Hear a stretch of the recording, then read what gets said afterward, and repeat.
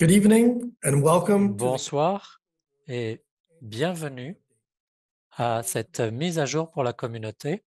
Je suis Lou Riccoboni et je suis votre hôte et vous allez entendre aujourd'hui We Joe will provide McBrady et viewers with d'autres membres clés des some of our exciting laboratoires activities across the nucléaires company and across canadiens. our various missions, from environmental Nous cleanup to allons science parler and de nos technology, and a missions, few other things in between. assainissement, And we hope, technologie, environnementale et nous parlerons but we également de also ce want to qui hear s'en from vient. you. At Mais the nous end of our voulons également presentation, vous we entendre. welcome À la questions from fin the audience. de nos Please submit them exposés, anytime nous using the aimerions chat entendre les feature on your questions de screen. l'auditoire. Vous So pouvez please sit le faire back, par le biais du relax, enter clavardage that. qui est I'm pleased to turn it sous over to votre Joe. écran. Et je donne la parole à Joe McBrady. Great, Lou. Thanks very much. Merci, And Lou. welcome Merci everyone. beaucoup. Good evening. Et My name is bienvenue Joe à tous. McBurdy, Je and I am m'appelle the Joe president McBrady and et je CEO suis here at Canadian Nuclear président et Laboratories. premier dirigeant Thank you for des taking the time to laboratoires join us for nucléaires this canadiens. community Je vous update this remercie evening. de prendre le temps de vous joindre à This nous is ce the third soir year pour in a ce row rapport that we annuel have de la hosted this communauté. public C'est webinar, la which gives troisième année us the consécutive que nous opportunity to organisons speak ce to you webinaire public, directly ce qui nous donne about all l'occasion de the vous work that parler we are doing and directement to de tout hear le your travail questions, que nous your faisons comments, et d'entendre and vos your questions, feedback. vos So commentaires far, et we've vos been really rétroactions. pleased with the Jusqu'à turnout and the présent, nous avons engagement at été these très events, satisfaits de la and we hope that participation you à will ces continue to événements participate et nous and espérons take que vous advantage of continuerez these de sessions. participer et So de again, thank profiter you very much de for ces being here séances. tonight. Alors à nouveau, merci d'être avec Before nous I ce begin, soir. though, I want to acknowledge Avant that de our commencer, operations je are tiens à souligner situated que in the nos traditional activités sont lands and situées sur les territories of territoires Indigenous traditionnels peoples across des Canada. peuples autochtones partout au CNL is Canada. committed to Les engaging with Indigenous LNC se peoples sont through engagés à open-ended dialoguer avec conversations les peuples and autochtones establishing dans le meaningful cadre de relationships built conversations on ouvertes trust et and à built établir on des relations transparency. fructueuses fondées sur la Our approach confiance et to la engaging with transparence. Indigenous Dans peoples notre is démarche de centered around collaboration avec les listening, peuples autochtones, understanding, nous nous learning, and centrons sur taking l'écoute, la meaningful actions compréhension, to help advance l'apprentissage et la reconciliation prise de with mesures Indigenous communities on the significatives lands on pour aider which à faire we operate. progresser la réconciliation avec les communautés autochtones sur les terres où nous exerçons nos So there's activités. obviously a lot of exciting Alors, news that il y a évidemment beaucoup de nouvelles passionnantes dont nous voulons vous faire part ce soir, mais avant, je voudrais commencer par vous faire part de quelques changements dans l'organisation, changements importants qui ont lieu au LNC. Tout d'abord, je vais terminer mon mandat de président-directeur général le mois prochain. Je suis très enthousiaste à l'idée de retourner chez moi dans le Tennessee, mais je dois dire que mon expérience au Canada et au LNC va me manquer. Ça a été l'un des points forts de ma carrière, le summum même de ma carrière. Mais je laisse l'organisation entre de bonnes mains. J'ai le plaisir d'annoncer que Jack Craig prendra la relève en tant que président et premier dirigeant. C'est un vétéran de l'industrie nucléaire qui connaît bien nos activités en tant qu'ancien président du conseil d'administration de la ANC, l'Agence nationale pour l'énergie du Canada, notre organisation mère. Jack se joint à nous aujourd'hui. J'ai le plaisir de lui donner la parole pour qu'il dise quelques mots. Merci, Joe. Je suis très heureux d'être ici ce soir et très enthousiaste à cette occasion qui se présente. J'ai déjà une expérience avec les LNC. Je travaille avec Joe et l'équipe depuis 5 ans. Nous en sommes maintenant à la transition avec Joe et j'ai hâte de rencontrer tout le personnel de l'organisation. Et j'ai également beaucoup de chance parce que je me joins à vous au cours de cette assemblée publique et je trouve qu'il est toujours important de parler à la communauté, de la faire participer. La participation est très importante et les rétroactions de la communauté sont très importantes. Nous considérons que cette participation nous permet de prendre de meilleures décisions. Donc, j'ai hâte à travailler avec la communauté et le personnel des LNC sur les missions importantes des LNC. Je voudrais remercier Joe également, que je connais depuis un certain temps et qui a fait un très bon travail pour exécuter la mission des LNC au cours des 5 dernières années, mais pour également faire évoluer les sites pour qu'ils représentent des actifs très importants pour le Canada. À vous, Joe. Merci beaucoup, Jack. Merci pour ces commentaires.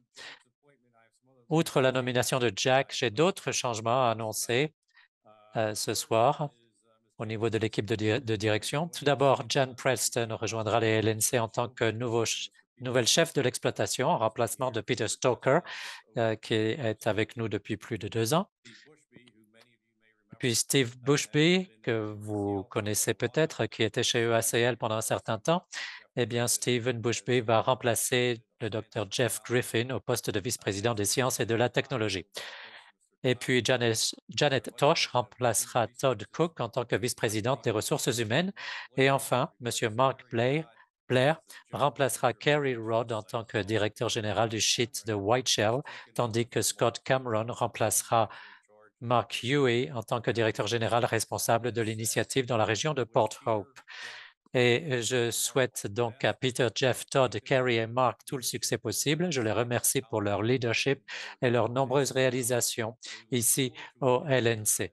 Nous nous réjouissons de l'avènement d'une nouvelle ère sous la direction de Jack, soutenu par Jan, Steve, Janet, Mark et Scott et le reste de l'équipe de direction. Alors, comme je l'ai dit, cela fait plusieurs années que nous organisons ce webinaire qui nous donne un autre moyen de parler directement à la communauté et au grand public du travail de restauration et de protection de l'environnement que nous faisons, du travail de développement de technologies énergétiques propres pour aujourd'hui et pour demain, et notre contribution à la santé et au bien-être des Canadiens. Ce webinaire arrive à un moment particulièrement intéressant, non seulement pour les LNC, mais aussi pour l'ensemble de l'industrie nucléaire au Canada. Prenez par exemple la province de l'Ontario, qui a récemment annoncé une série de nouveaux petits réacteurs modulaires sur le site de Darlington et la construction d'un nouveau parc de réacteurs sur le site de Bruce et la réfection de la centrale de Pickering. Et puis aussi en Saskatchewan, où des fonds ont été engagés pour financer la construction du premier micro-réacteur de la province, ouvrant ainsi la voie au déploiement de l'énergie nucléaire dans les prairies pour la première fois. Même élan en Alberta et dans d'autres provinces. Et nous avons également constaté un soutien national de la part du gouvernement fédéral avec des engagements de financement de plusieurs millions de dollars, engagements pris le mois dernier en faveur d'une nouvelle énergie nucléaire au Canada. C'est dans ce contexte que les LNC ont lancé leur propre stratégie d'entreprise appelée Vision 2030 il y a quelques années, une vision qui oriente la revitalisation du campus des laboratoires de Chalk River, le développement de nouveaux projets de recherche et développement, le nettoyage des déchets nucléaires historiques sur les sites partout au Canada et la modernisation de nos pratiques et de nos politiques en matière de main-d'œuvre. Dans le cadre de toutes ces missions incroyablement importantes, j'aimerais attirer brièvement votre attention sur cette photo qu'un employé des LNC m'a récemment envoyée. Alors que je m'apprête à quitter les LNC, cette photo m'a vraiment touché, car je pense qu'elle illustre la transformation du site des laboratoires de Chalk River que nous nous efforçons de réaliser depuis 2016. Depuis lors, près de 120 bâtiments ont été démolis et déclassés en toute sécurité sur le site. À leur place, les LNC ont construit un nouveau centre de collaboration scientifique, une nouvelle installation de soutien à l'utilisation industrielle, un nouveau bâtiment d'entrée sur le site, un laboratoire d'hydrogène, un nouveau laboratoire de recherche sur les matériaux et un nouveau laboratoire de tritium et d'autres qui s'en viennent aussi. On parlera de ces projets de construction au cours des exposés d'aujourd'hui. Ces travaux s'ajoutent aux investissements majeurs que nous avons réalisés pour améliorer l'infrastructure du site, notamment un nouveau réseau domestique de gaz naturel, une installation moderne de traitement des eaux usées et un système de gestion plus efficace des eaux de ruissellement. Cette transformation donne au LNC les outils nécessaires pour soutenir tous les projets nucléaires passionnants dont je viens de parler, et ce dans tout le Canada. Mais elle nous permet aussi de faire beaucoup plus, comme en témoignent nos projets et programmes scientifiques qui ne cesse de se développer jour après jour. Que ce soit de la recherche sur l'énergie nucléaire, l'hydrogène, le tritium, la fusion, les carburants avancés, les carburants et combustibles synthétiques, les sciences de la santé ou le développement de nouveaux isotopes médicaux, les LNC travaillent de concert avec d'autres organisations pour faire progresser les produits et services innovants vers une utilisation concrète. Et bien sûr, la croissance de nos programmes a des retombées très réelles et immédiates pour nos communautés locales. Au cours des 5 dernières années, je suis fier de vous annoncer que l'équipe Sciences et technologies des LNC a grandi de plus de 100 personnes chaque année et que les LNC en tant qu'organisation emploient maintenant plus de 4000 personnes. Cela signifie plus d'emplois, plus d'argent qui circule dans nos communautés et plus de croissance dans les économies locales. On dit qu'une image vaut 1000 mots et dans le cas de cette remarquable photo, je pense qu'elle montre le chemin que nous avons parcouru ces dernières années et tout cela grâce au travail acharné de notre personnel. Je pourrais continuer, mais je veux m'assurer de laisser suffisamment de temps pour les exposer et pour vos questions. Et je veux m'assurer que l'on puisse répondre à toutes vos questions. Alors, commençons et je donne la parole à Lou. Thank you very much, Joe. Merci beaucoup, Joe. Maintenant, j'ai le plaisir de présenter Madame Monica Steedman, vice-présidente gestion de l'assainissement de l'environnement. Monica, vous avez la parole. Merci, Lou. Les LNC sont responsables de l'assainissement des sites de ACL et de l'initiative de la région de Port Hope. C'est un leader national d'assainissement environnemental et de pratiques de gestion des déchets. Ça a été mentionné par Joe, 120 bâtiments qui ont été déclassés à Chalk River. Nous sommes responsables de l'assainissement également de Gentilly 1, de Douglas Point, entre autres. Mais nous voulons vous parler aujourd'hui de l'assainissement de la région de Port Hope. Alors, je voudrais vous présenter, donner la parole à Scott Cameron. Merci.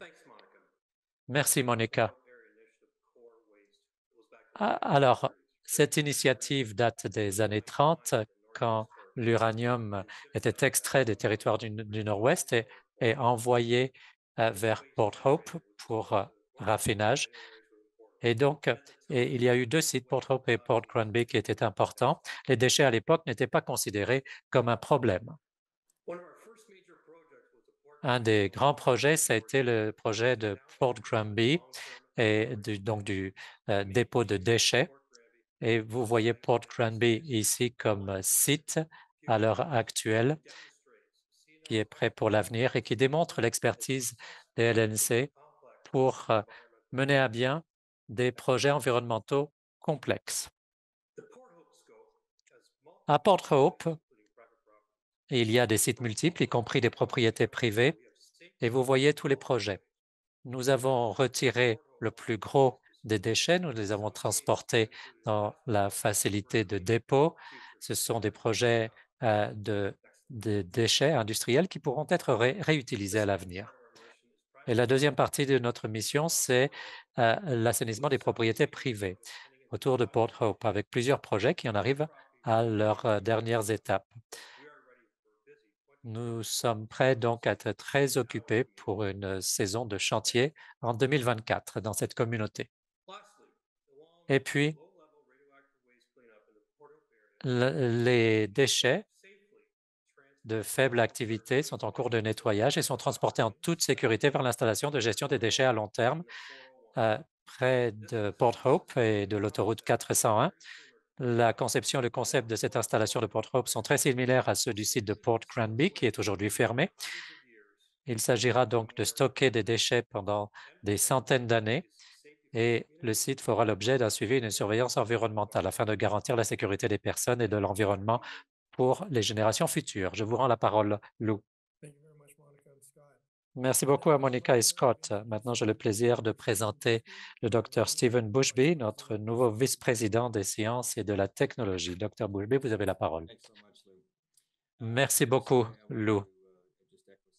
Tout d'abord, je voudrais rebondir sur les commentaires de Joe et remercier Jeff Griffin, qui a fait un travail incroyable en tant que vice-président des sciences et des technologies sortant. Alors, nous sommes très fiers de ce bâtiment que vous voyez sur la diapo et vous allez le voir à plusieurs reprises aujourd'hui. Ce bâtiment était en cours de construction quand je suis arrivé et c'était vraiment un bâtiment qui était remarquable pour moi. J'ai été frappé par l'histoire de ce bâtiment. Alors, voici la vue. Vous voyez le centre de collaboration scientifique et vous voyez les différents centres qui travaillent, par exemple, sur des isotopes qui sauvent des vies. Cela peut toucher tout le monde, ceux qui nous écoutent ou leurs membres, les membres de leur famille. C'est aussi là qu'on a eu la genèse du parc de Kandu qui fonctionne dans le monde entier et aussi où il y a eu toute la science fondamentale concernant le nucléaire. Tout ça se fait ici. Et nous le disons depuis longtemps. Nous sommes fiers de notre histoire. Nous avons reçu des prix Nobel. Mais je peux vous dire que cette fois-ci, ce n'est pas l'historique qui était important, c'est l'avenir. Ces bâtiments sont détruits, démolis avec de nouvelles installations, avec 800 personnes maintenant dans l'organisation de sciences et technologies. Nous travaillons avec le secteur privé, avec les universités pour profiter de toutes les occasions qui se présentent à nous. Et donc, c'est quelque chose dont on peut être fier. Diapo suivante. Alors, vous avez sans doute déjà vu cette diapositive. Ce que vous avez ici, c'est que vous avez un laboratoire national dans ce pays qui se centre sur des priorités nationales et je voudrais vous parler sur le travail qui se fait dans le segment de l'énergie propre. Il y a beaucoup de choses qui se font pour la santé des Canadiens et toutes les choses liées aux isotopes, mais je vais me centrer sur l'énergie propre et je vais aller assez rapidement parce que j'ai beaucoup de diapositives, mais je suis vraiment enthousiasmé par tout cela. Donc, nous sommes en pleine transformation énergétique dans le monde pour la carboneutralité. Et donc, la première question est de savoir ce qui se passe dans le monde. Et tous ceux qui nous écoutent reconnaissent que quelque chose, une révolution comme celle-là ne s'est pas passée, ne s'est jamais produite par le passé.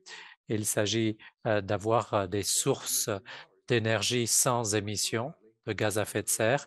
Et donc, l'utilité du nucléaire est maintenant reconnue. Et nous sommes redevenus cool en quelque sorte, comparé à il y a quelques décennies.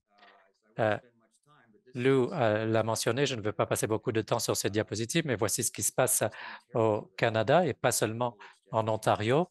L'Ontario qui va générer sa capacité, qui va doubler sa capacité de production d'électricité, dont la moitié qui proviendra du nucléaire, mais il y a d'autres provinces qui signent des protocoles d'entente pour adopter le nucléaire. Et c'est très bien que ça se fasse. Et ce qui est important ici, c'est que le changement climatique n'est pas seulement un enjeu canadien, c'est un facteur externe dans le monde entier.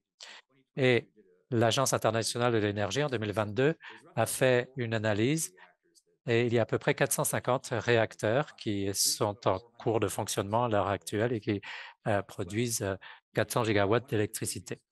Et à une des conférences COP passées où tous les pays se rassemblent pour parler de leurs cibles en matière d'émissions et de carboneutralité, il faut donc que l'on double la production nucléaire d'ici 2050. On a vu aux Émirats arabes unis pendant la COP 2028 qu'il y avait 22 pays qui se sont engagés à tripler les sources d'électricité venant du nucléaire. Et donc, cela en plus de ce qui existe déjà. Donc, les opérations à long terme des actifs nucléaires vont continuer d'exister. D'ici 2040, les actifs qui sont en fonctionnement à l'heure actuelle vont baisser. Donc, il va falloir investir.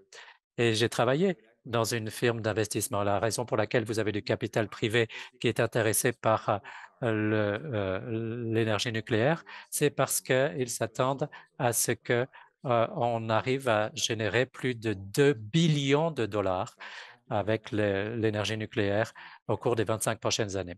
Donc, il s'agit d'exploiter cette transformation énergétique. Diapo suivante.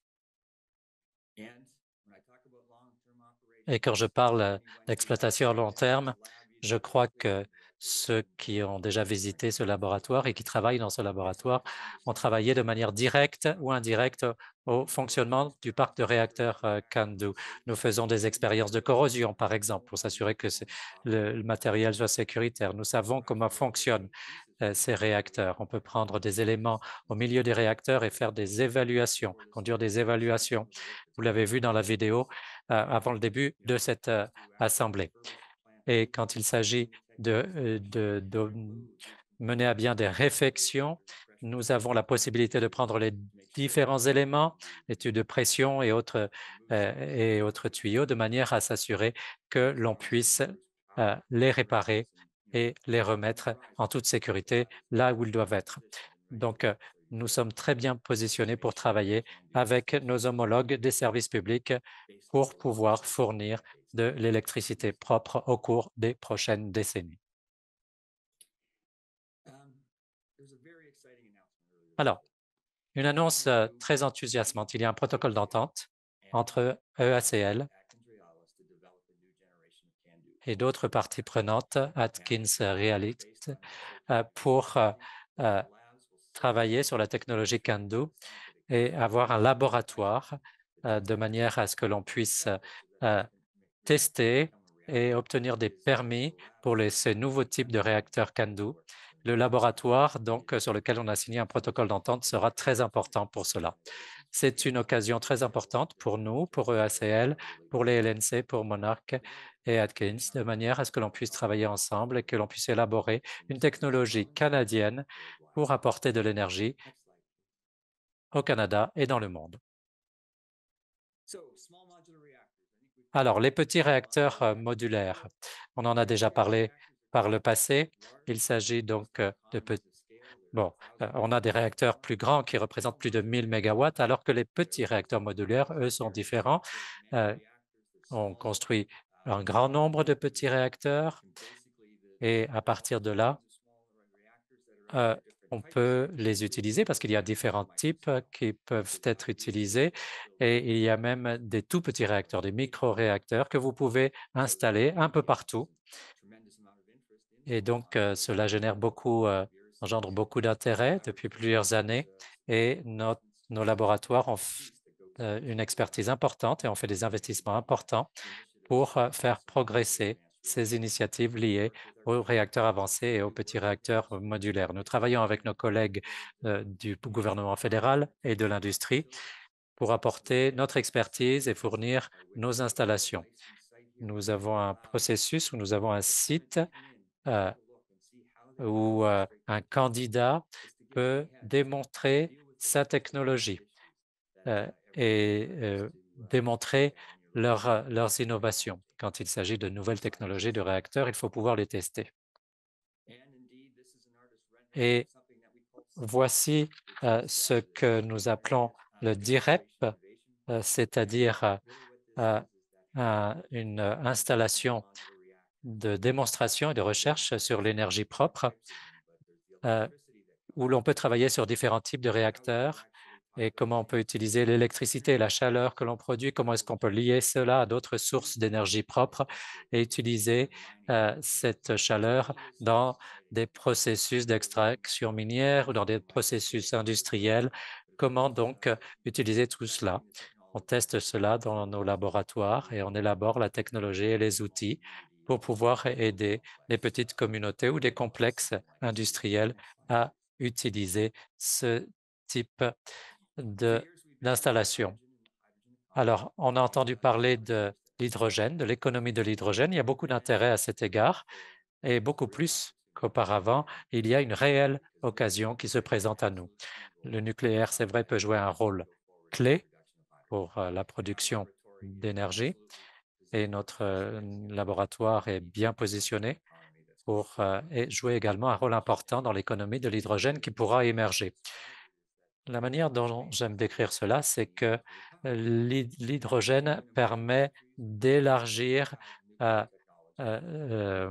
les sources d'énergie en plus du nucléaire. Dans certains pays, l'hydrogène peut être utilisé pour les transports et pour le stockage d'énergie et la production d'énergie. Et nous avons des travaux, nous menons des travaux ici au laboratoire pour répondre aux questions que nous nous posons, pas seulement pour nos propres réseaux d'électricité au pays, mais dans le monde entier. Et on se pose souvent la question, comment est-ce que l'on peut traiter en sécurité de cette technologie de l'hydrogène? Et nous avons lancé, comme ça a été mentionné par nous, un Centre canadien de sécurité de l'hydrogène, de manière à en tirer bien des apprentissages et les transmettre. Et puis finalement, je voudrais parler de la fusion, qui a le potentiel de fournir de l'énergie sans pratiquement pas d'émissions de gaz à effet de serre. C'est quelque chose qu'on recherche depuis très longtemps, depuis des décennies.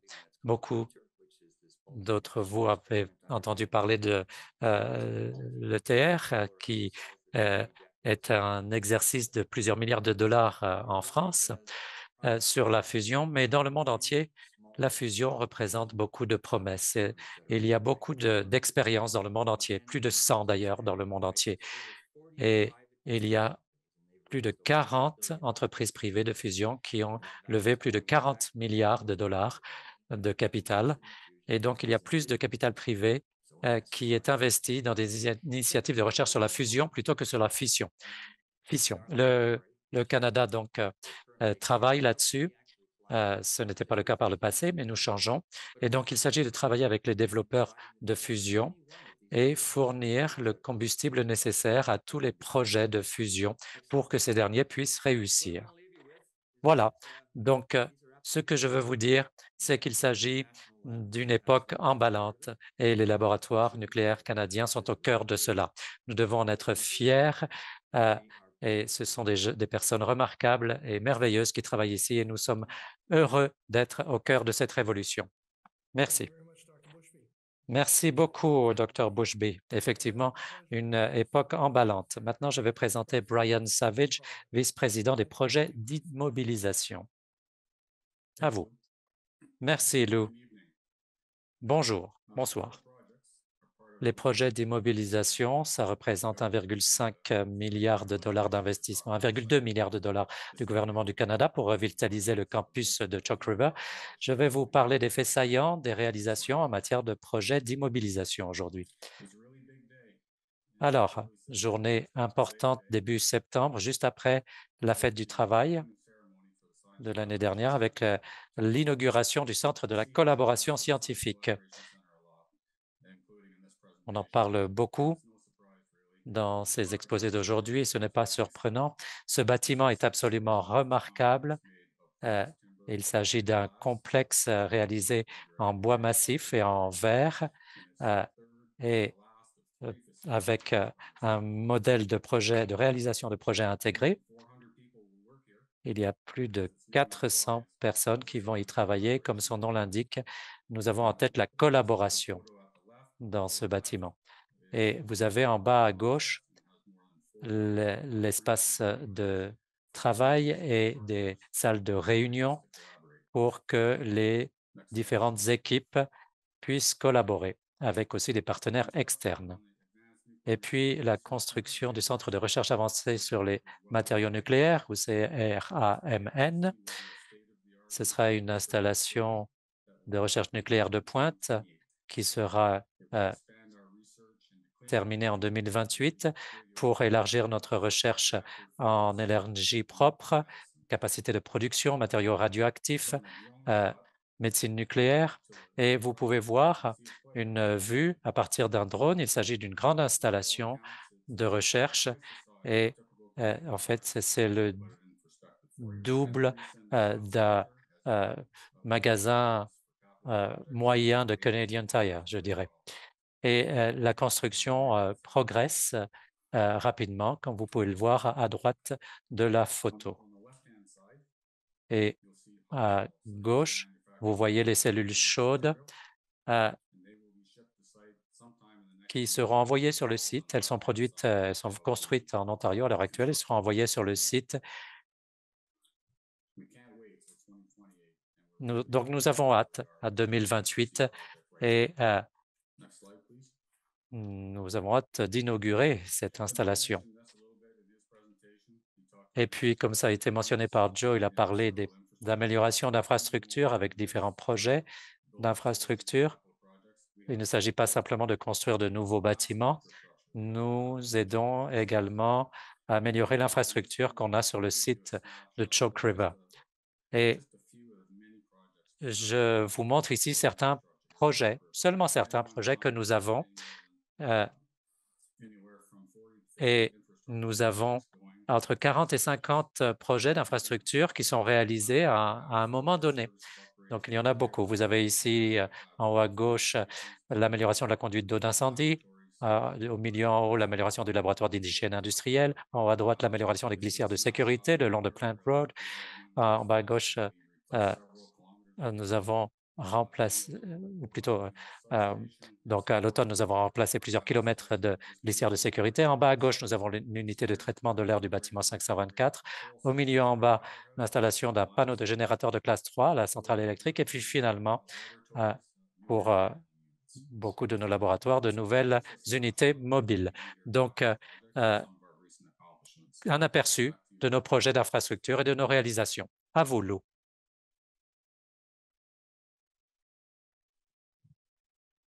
Thank you very much, Brian. Merci, Brian. Nous allons à présent rendre la parole à Joe pour conclure. Joe. Merci beaucoup. Je voudrais remercier tous les membres de mon équipe qui ont fait des exposés ce soir. Il se passe beaucoup de choses ici à Chalk River et en général au sein des laboratoires nucléaires canadiens, mais nous voulions signaler certains éléments que nous n'avions pas évoqués en détail dans le passé, notamment la mise à jour sur Port Hope. À Port Hope, nous avons fait beaucoup de progrès depuis 2 ans. Rappelez-vous, nous nettoyons une ville en activité avec les gens qui travaillent, qui vont des enfants qui vont à l'école, les gens vont jouer au hockey, nous ne les dérangeons pas. Cela en soi, c'est vraiment une véritable victoire. Voilà donc tout ce que nous avions à vous dire et maintenant nous voudrions vous entendre. Si vous avez des questions à nous poser, saisissez-les dans la boîte de questions à l'écran. Philippe Campus, notre directeur des communications d'entreprise, va animer cette période de questions. Alors, je lui donne la parole pour notre première question. Phil, à vous. Merci. Merci d'être présent. Et comme Joe l'a dit, nous vous encourageons à poser vos questions dans la boîte de dialogue à votre écran. La première question est adressée à Monica Steven. La personne écrit depuis Whiteshell et demande comment nous avons réagi à l'incident de l'an dernier et quelles mesures nous avons prises. Merci, Philippe.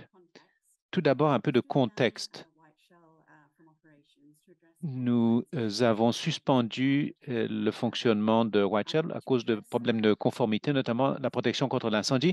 Nous avons mis en œuvre un plan d'action corrective et un plan de remise en service à plusieurs phases afin d'assurer que notre remise en service soit conforme à la correction de ces problèmes. Nous avons franchi plusieurs étapes. Nous avons réintégré tout le personnel sur le site et nous avons entamé un plan d'action d'entretien correctif et également entamé des activités de construction à faible risque. À présent, nous allons entamer les activités de construction conventionnelle avec le début de la saison de construction en Manitoba, suivi par le rétablissement des opérations nucléaires. Merci. Merci, Monica, pour cette mise à jour. La question suivante, nous la poserons à Stephen Bushby du niveau de la science et de la technologie.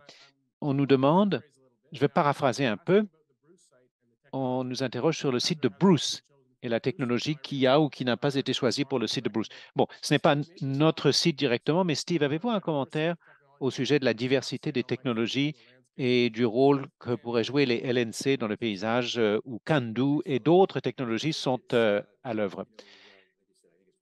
Comme je l'ai dit, il vaudrait mieux poser la question directement au site de Bruce, mais je sais que l'on envisage un certain nombre de technologies. Au laboratoire, même si nous travaillons sur le socle de CANDU, le Monarch nous offre une occasion vraiment emballante, mais comme je l'ai dit dans la présentation, ce qui sera nécessaire dans le monde entier, ce qui sera nécessaire pour s'assurer que le parc nucléaire existant continue de fonctionner, l'expertise, la technologie dont nous disposons seront vitales plutôt.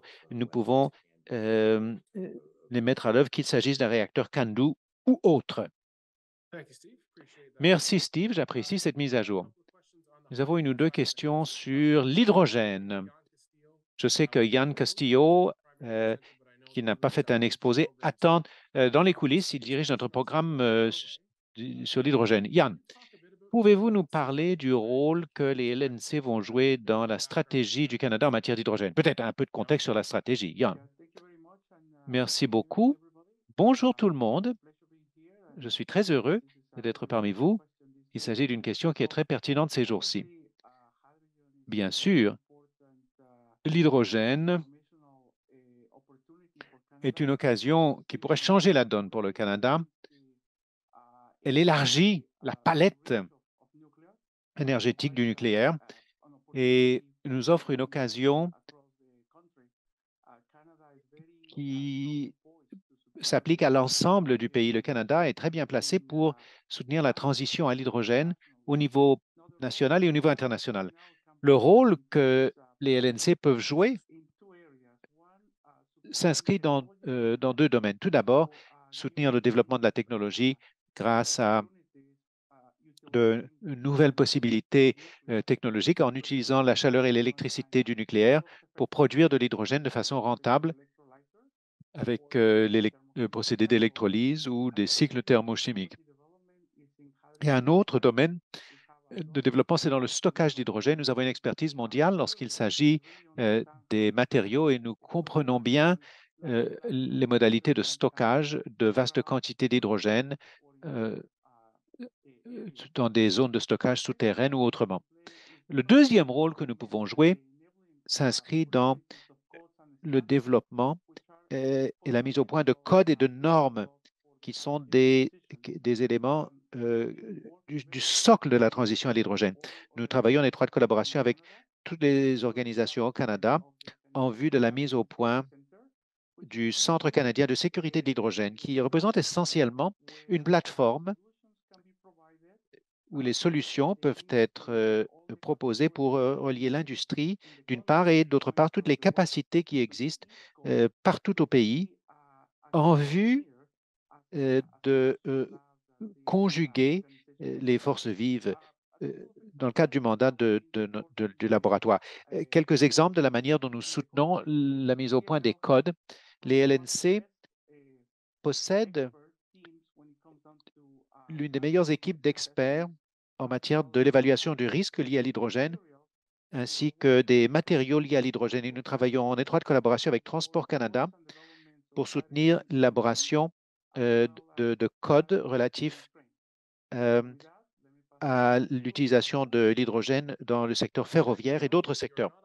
Merci Yann, mais ne reprenez pas haleine trop rapidement. Est-ce qu'il y a un lieu physique où est implanté le Centre canadien de sécurité de l'hydrogène? Oui, le centre est implanté ou disons, il est prévu que le siège se trouvera ici même à Chalk River, mais nous explorons la possibilité de créer une plateforme pan-canadienne à laquelle pourraient participer d'autres installations dans l'Est et dans l'Ouest du Canada. Mais il est également prévu que ce centre constituera, comme je l'ai dit, une plateforme. Il ne s'agira pas uniquement d'un local physique, d'une installation physique, mais d'une conjonction des capacités de plusieurs laboratoires, CNRC, Alberta, dans l'Ouest du Canada, au Québec, avec certains organismes tels l'UQTR. Donc, l'idée, c'est de créer un réseau de connexion. Merci. Merci pour cette réponse, Yann. La question suivante est posée à Joe McBurry. Joe, je vais paraphraser encore une fois. Un défi peut-être, ou comment réagiriez-vous? Quels auraient été certains des points saillants du modèle GOCA depuis que le contrat a été mis en place? Bon, je pourrais en parler longtemps. L'essentiel de ce que nous avons pu réaliser, le modèle OGEE. Mais dès le début, nous avons pu, à partir du modèle OGEE, nous avons pu proposer des idées neuves et rajeunir, permettre au site de se transformer pour rentrer dans le 21e siècle. Ça a été vraiment une époque charnière quand on envisage l'évolution de notre structure énergétique de nos ressources, de nos sources d'énergie dans le monde, que ce soit à cause du changement climatique, des considérations liées à la sécurité énergétique, la capacité du modèle OGE à réagir et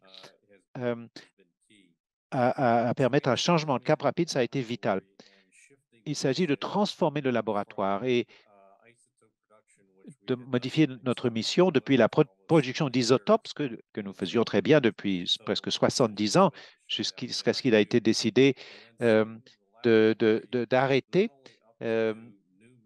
le NRU.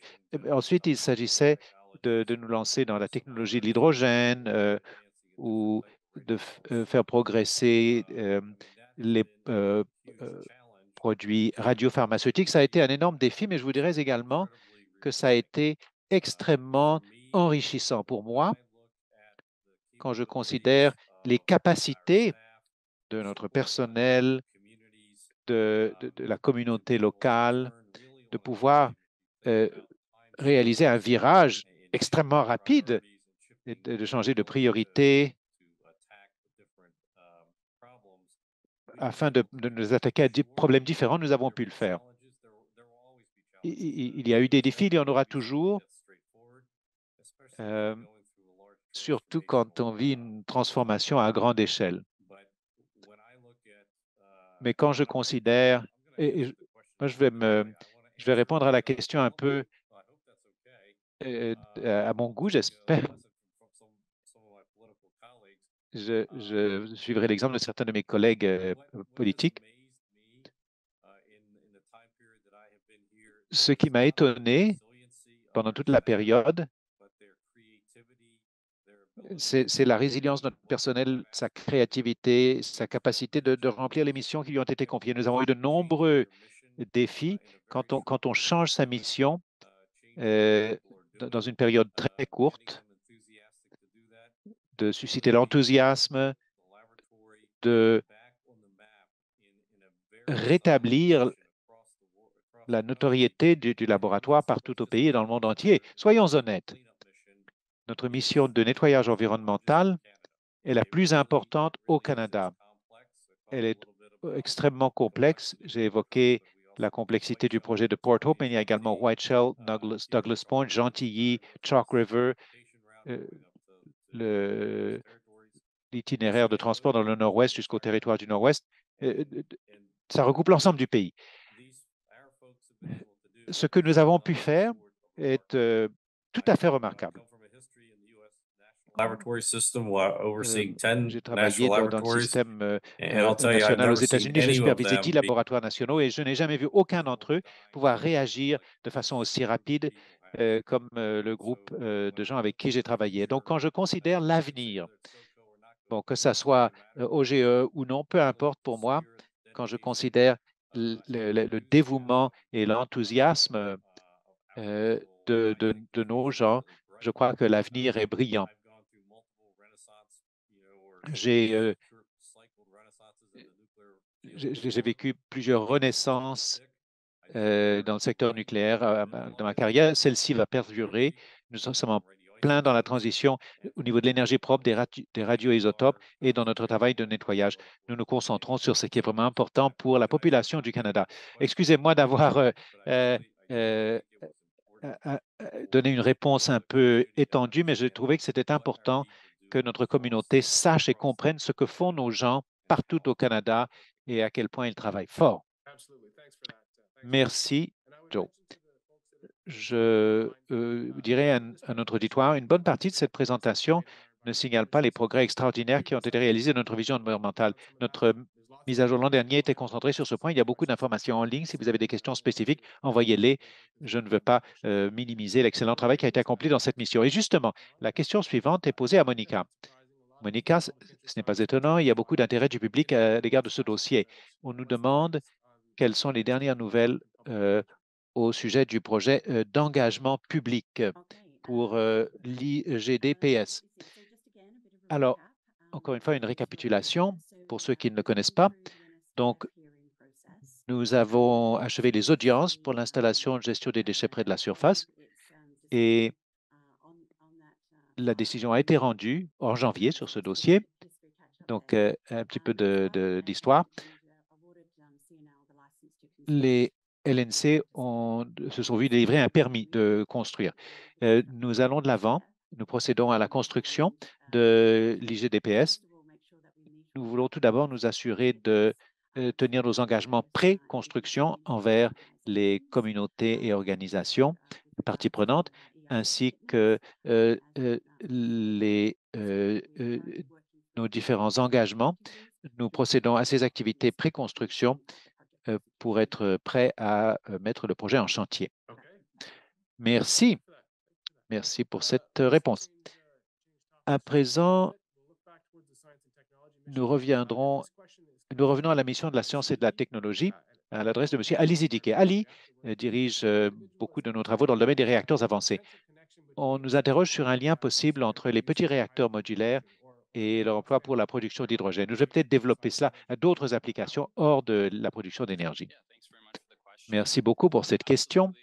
Oui, le nouveau nucléaire en général représente une excellente façon de produire de grandes quantités d'hydrogène pour soutenir l'économie d'hydrogène en émergence. Dans bien des cas, ces technologies sont mises au point au niveau du laboratoire et peuvent monter en échelle jusqu'au niveau du prototype. En fait, l'installation de Cedar Park, dont Steve a parlé, représente une excellente occasion d'exploiter le site que nous possédons, le petit réacteur modulaire qui sera construit avec une nouvelle technologie comme la production d'hydrogène à grande échelle au niveau du prototype. Donc, les options réalistes pourront être mises à l'essai sous forme de démonstration et monter encore en échelle. Merci, Ali. Pendant que vous êtes à l'écran, vous ne vous en tirerez pas si facilement. Il y a une question dont je ne comprends pas les nuances. Cette personne nous demande sur les surréacteurs, comment est-ce que l'on peut, comment est-ce que l'on peut s'en servir? Alors, donc, le nouveau nucléaire peut commencer par les petits réacteurs modulaires ou même des grands réacteurs conventionnels, mais beaucoup de nouveaux réacteurs comportent la possibilité de surgénération afin de brûler les déchets d'autres réacteurs. C'est un domaine qui nous intéresse au niveau du laboratoire, au niveau de la recherche à l'heure actuelle. Les LNC, pour le Canada, participent à plusieurs collaborations mondiales, y compris le Forum international de génération 4, où nous sommes très actifs sur 3 systèmes différents.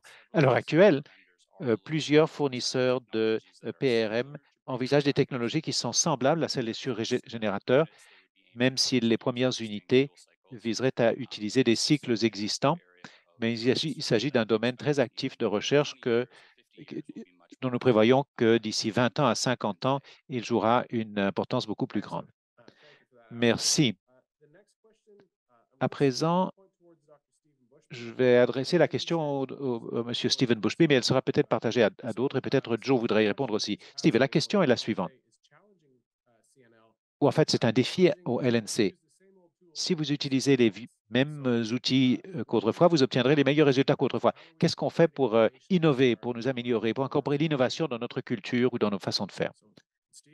Steve, voulez-vous y répondre? Bon, je vais essayer je vais esquisser une réponse. Avec l'innovation, le degré d'innovation qui se passe ici, c'est incroyable. On commence avec ce qu'on connaît, c'est fondamental, c'est bien, mais par exemple, comment poser de nouveaux revêtements, gérer de nouveaux types de combustibles, comment est-ce qu'on peut établir de nouveaux seuils de criticité pour la sécurité. Tous ces éléments sont fondés sur les outils existants, mais cela ne signifie pas qu'il y a une absence d'innovation. Il y a un autre volet que j'ajouterais, c'est que plus que dans le passé, nous n'agissons pas seuls. Nous travaillons avec d'autres, nous travaillons avec l'industrie, nous travaillons avec le milieu universitaire pour renforcer les éléments sur lesquels nous innovons. Je ne sais pas si Jeff ou d'autres veulent commenter des détails, certains détails particuliers. Très bien, merci pour cette réponse. Philippe, je peux intervenir? Oui? Bon, bien sûr. Alors, C'est important d'envisager les nouvelles technologies. Ce qu'il y a de plus créatif et de plus innovant, c'est le cerveau humain. Et pour nous, depuis 2 ans, nous avons tissé des liens stratégiques et multiples avec 8 universités canadiennes, peut-être 7. On en ajoute une par mois, donc je perds de vue le chiffre exact, mais afin de collaborer étroitement avec ces universités en vue de créer des pipelines d'étudiants. La créativité et l'intelligence des jeunes qui se lancent sur le marché aujourd'hui, ils pensent de manière différente de la nôtre à mon âge avancé. Ils sont beaucoup plus créatifs, ils sont animés d'un esprit expérimental, ils n'ont pas peur d'essayer. C'est important de miser sur l'innovation. Dans notre programme de gestion de l'assainissement de l'environnement, nous utilisons des outils de haute technologie, des robots pour limiter à un minimum l'exposition ou la contamination possible lorsque nous travaillons dans certains de ces environnements dangereux. L'utilisation de l'IA et de l'apprentissage machine est très importante pour tout ce que nous faisons, mais nous devons prendre garde à disposer des protocoles de cybersécurité appropriés, des protections. Mais pour moi, il s'agit de s'assurer que nous affectons les personnes appropriées, qui ont les talents appropriés, qui sont enthousiastes. Et je dois dire que depuis quelques années que je suis ici, quand je considère l'enthousiasme de ceux qui nous arrivent, qui arrivent dans ce secteur, c'est vraiment, c'est contagieux. Nous sommes vraiment très, très bien, en très bonne posture. Les programmes de STIM dans les universités génèrent beaucoup de nouveaux talents. Donc, Philippe, je vous rends la parole parce que je sais que vous avez peut-être encore 1 ou 2 questions et puis ensuite nous allons conclure. Merci. Les questions continuent de nous arriver. Alors, cette séance est enregistrée et sera affichée d'ici 1 ou 2 jours. Si vous avez posé une question, que vous avez donné votre adresse courriel lorsque vous êtes inscrit, nous ferons notre mieux pour vous répondre si nous n'avons pas le temps de le faire oralement. Alors, encore une question à Steve et puis 1 ou 2 questions pour Monica.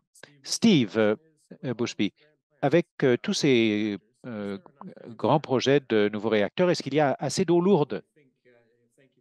Merci pour la question. Il y a une chose que nous envisageons, c'est la manière d'augmenter la production d'eau lourde, soit en assainissant de l'eau lourde existante ou soit en la produisant carrément. Donc oui, ce sera un élément clé pour que nous puissions accroître le nombre de réacteurs CANDU. Bon, merci pour cette réponse carrée. Ensuite, Monica, on nous demande une mise à jour sur ce qui se produit au R&D. Donc, le R&D qui est à proximité de Chalk River, nous en sommes à mettre au point des énoncés d'impact environnemental en vue de la mise en service de ce réacteur in situ. Il y a un certain nombre de défis techniques, plusieurs organismes fédéraux avec lesquels nous travaillons pour formuler l'argumentaire scientifique en vue de cette approche, également pour assurer un engagement authentique auprès des différentes communautés des Premières Nations pour répondre à leurs préoccupations et aux problèmes qui sont soulevés. Voilà. Très bien, merci Monica. Et encore une question pour vous, Monica. On nous demande comment se produira le transfert des déchets de White Shell à Chalk River. Je sais que Megan est en ligne si vous avez besoin qu'elle complète votre réponse. Bon, encore une fois, cela s'inscrit dans notre stratégie intégrée de gestion des déchets qui vise à consolider le combustible présent dans nos différents sites à l'installation de Chalk River. dans le cas de ce programme, le combustible sera acheminé de White Shell et de Gentilly 1 et potentiellement de Douglas Point à Chalk River sur une période de plusieurs années. Tout sera centralisé ici afin que les LNC soient mieux en mesure de gérer ce combustible avant qu'il ne soit transféré à l'installation que l'Organisation nationale de gestion des déchets va construire pour accueillir tous les déchets au Canada. Megan, je ne sais pas si elle veut compléter cette réponse. Non, je pense que vous avez tout dit. Je vais simplement ajouter que nous avons des antécédents de transport sécuritaire des matériaux radioactifs conformément au règlement sur le transport. Merci beaucoup. Je crois que nous avons le temps de répondre à une question et puis nous allons conclure. Cette question est posée à Steve Bushby. Steve, et encore une fois, vous pourrez demander que l'on complète votre réponse. Est-ce qu'il existe une collaboration avec ces nouvelles ces provinces qui se mettent au nucléaire dans le cadre de la création de leur programme?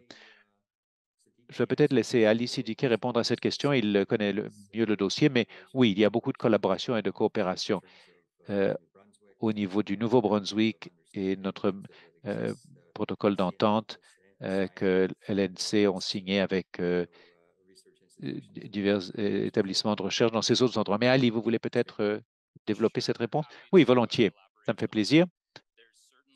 Il y a une collaboration active en cours dans les 4 provinces qui ont exprimé leur intérêt à l'égard de l'énergie nucléaire, le Nouveau-Brunswick, l'Ontario, la Saskatchewan et l'Alberta, qui ont souscrit à un protocole d'entente et diffusé un document de stratégie il y a 2 ans environ.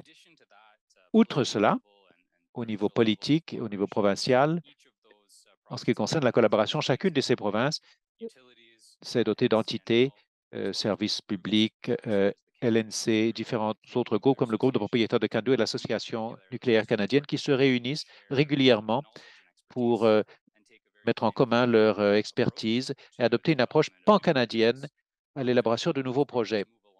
Lorsque ces projets